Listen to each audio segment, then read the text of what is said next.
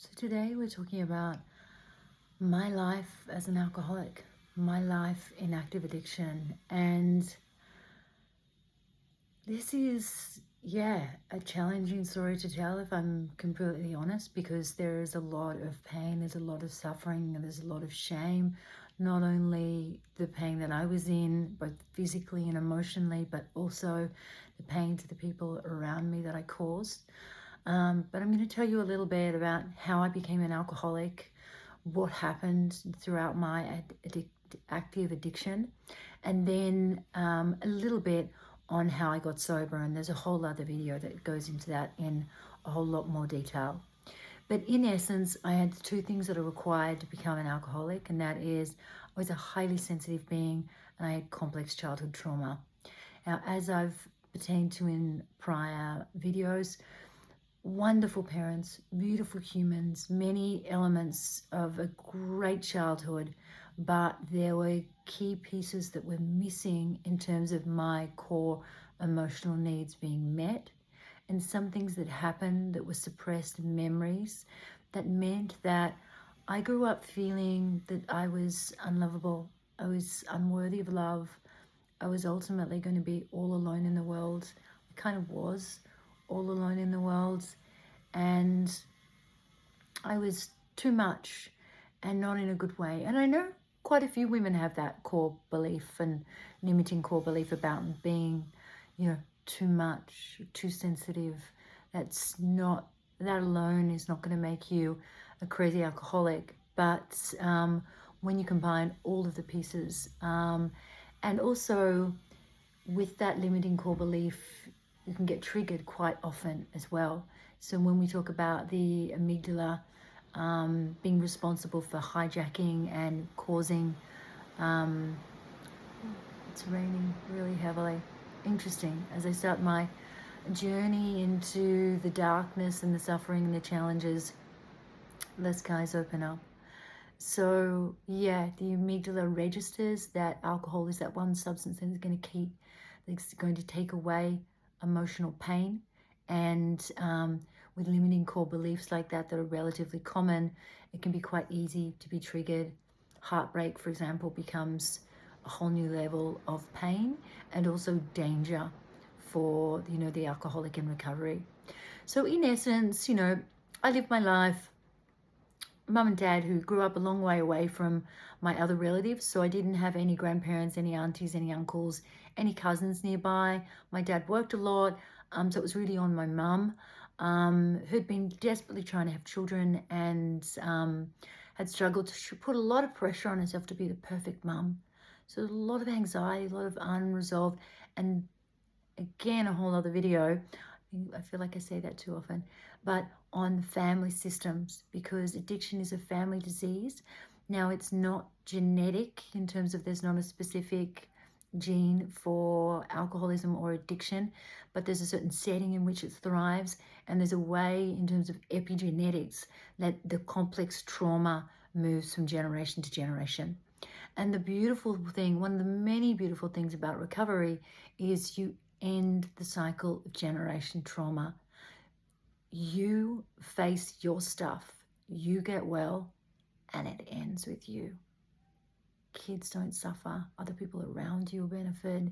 So doing the work is, and when I say doing the work, there can be some new kind of modern pseudo-spiritual where it's very, very me, very selfish behavior. No, I'm talking about being selfless and honest and accountable, and doing the 12 steps, going to a therapist, not making everything about you. If in fact, if anything, you're making a lot of apologies, taking a lot of accountability, and showing up as a better version of yourself and being in service.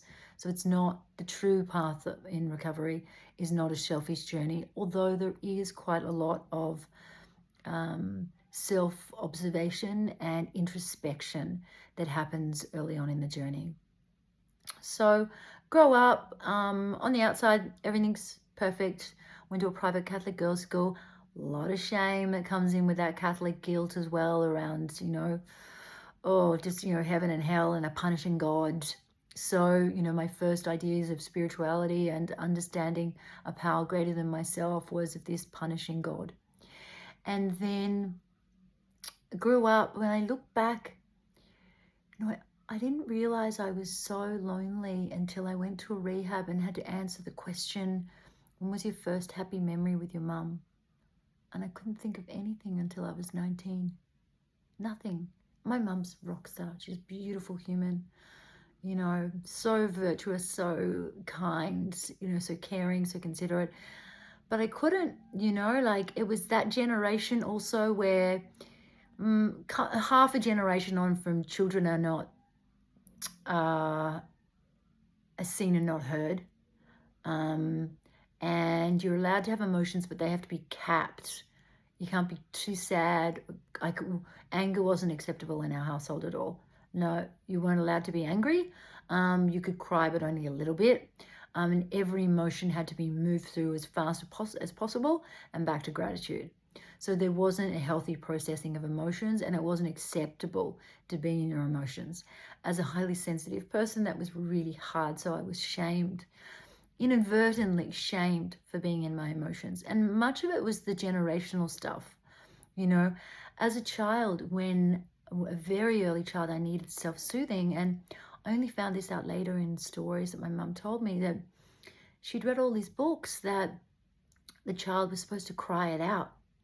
Now, my beautiful mother was standing on the other side. I was bawling my eyes out as a baby, inconsolable, because we're incapable of self-soothing in those formative years.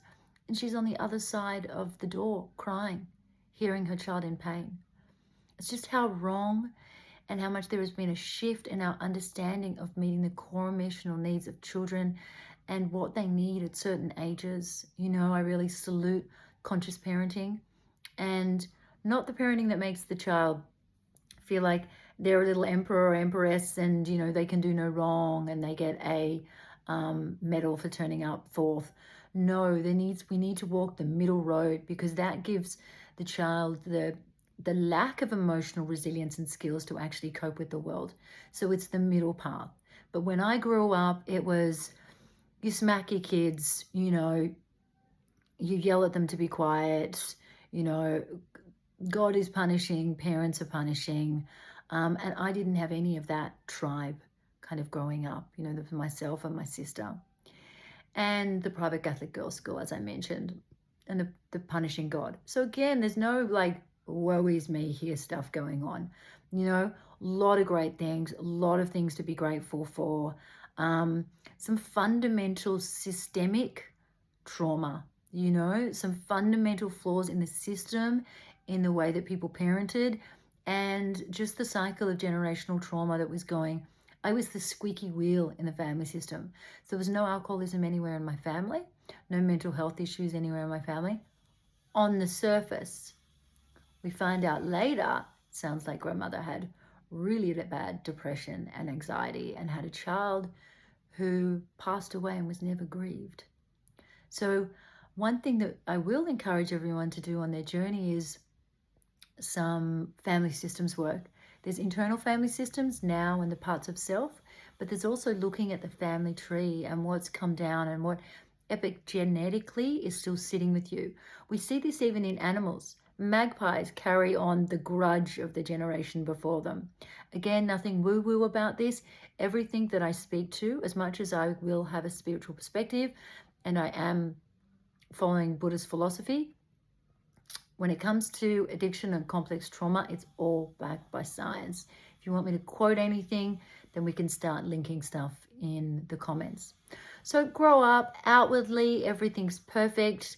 I travel the world on my own, travel around South America, US. So high performing, and we see this often, the same drive to make people high performers, intelligent, creative, perfect kind of combination for an alcoholic. That's why you see all these actors, Olympic athletes. There is a reason for that. There's genetic pairing that happens. Let's stick with my story for now. So grew up ticking all the boxes externally, not really owning my worth, still some real core values, around lack of self-worth and lack of value